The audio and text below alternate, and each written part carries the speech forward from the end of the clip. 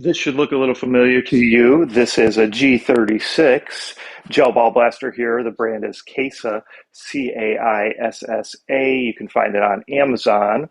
We're going to check it out. I say it should look familiar because this is the blaster model the splatter ball was based on. So a little different version of it here than I've seen before. So that's kind of cool to get exposed to some of these different versions of the G36.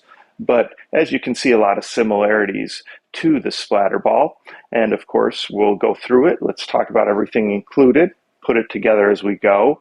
Excited to shoot this one because I really don't know what we're going to get at for the FPS with this one. It will be interesting. I mean, they're saying 200 plus FPS, so hopefully it does do 200. That would be great. Anyway, let's check it out and let's talk about it while we do that. So everything we see on here on the table comes in the box. So this is all standard or stock accessories that come with it, right? You get the safety glasses, of course. Important to wear some sort of safety glasses, whether you wear those or sunglasses or whatever. So we can see the G36 little manual they give you. They do give you a nice manual. Talks about, of course, how to use it, all the accessories included, charging, and of course, importance of the gel ball process, and the magazine. And of course, we will go in more depth with that.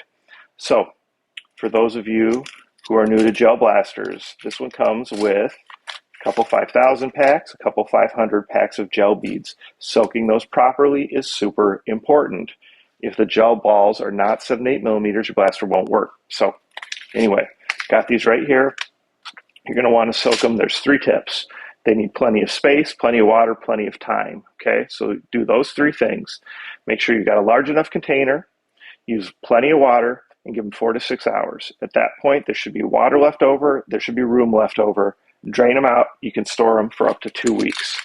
I have other videos that really go more in depth if you feel like that was too quick, but they're easy to use if you follow those directions. Okay. You get 2 magazines with this one, which is nice. It's nice to be able to have 2 magazines. Of course, they do lock together as well so that you can have them together. That's what these connections are for here, right? So that you can slide them together like this and they pop together. And they are both motorized magazines, as you can see. Since they're translucent, we can see the motors in there. We can see the connections up here. They open here. Okay.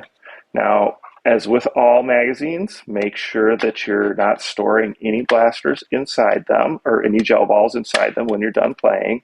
That's how they can kind of lock together. And make sure that when you're done, you clear them out completely too. So when you're shooting these, you're going to end up with a couple left in there. You can flip the gun over, shoot it upside down. Sometimes that'll get them all out. But anyway, just make sure you open it up, shake any out, even push these buttons and clear out that feed tube. Okay, just a good practice. And then just leave them open to kind of air out. So let's talk about where the magazine goes. So we're going to grab our blaster here. We can see that we've got the handle or the stock flipped to the side. So there's a little kind of ledge and clip right there. So to get that to release, you just kind of lift up and then it releases. And you can lock that in place. We can flip this over and look at the mag well. So there's your mag well. You can see the connections in there and the feed tube, the mag release button. So that is where we would go ahead and stick this in. And if you stick it with your spare magazine on this side, then the stock can still flip and lock in place like that. If we stick the spare mag on this side, it's going to just stop the stock from locking in place when you fold it over. Okay. Since we're talking about that stock too, that's the stock release button right there. Okay. So that's how the magazine goes on, right? Again, we'll take that off for now while we talk about the last few things. So we got your battery. It is a 600 mAh 7.4 volt battery, your USB charger. Plug that into any AC adapter 1 amp or greater. You can see this has that typical 2 connection charging connection and then the 2-pin JST connection for the blaster. So get that charged up. You've got this front barrel piece now, and then you've got this little blue tip that you can go ahead and just push on. And that just pushes on and pulls off. It's on there tight. It's not going to come off unless you pull it hard. got a couple different rail options for different accessories here. So the battery goes in a little different spot here. So your battery goes right here, and then this piece is going to slide over it. So this piece you kind of have to line up.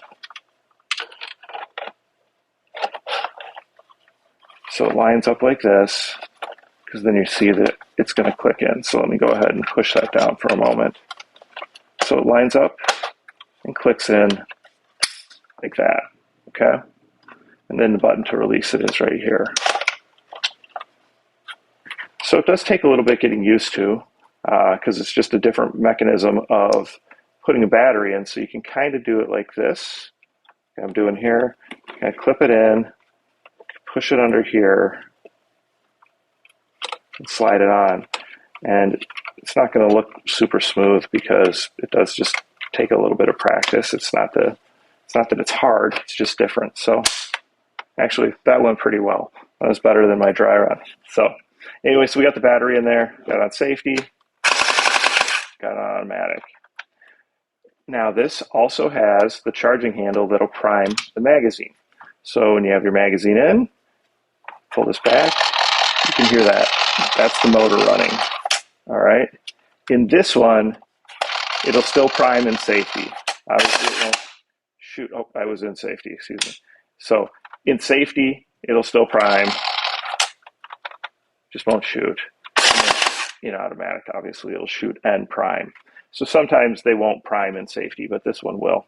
Not really a big deal either way. It's still in safety. It can't shoot, but you can get the magazine all primed, which is cool. All right, so there it is, the G36. The brand is CAISSA, CAISSA. What do you guys think of it? Like I said, this is what Splatterball based their guns on, so lots of similarities there.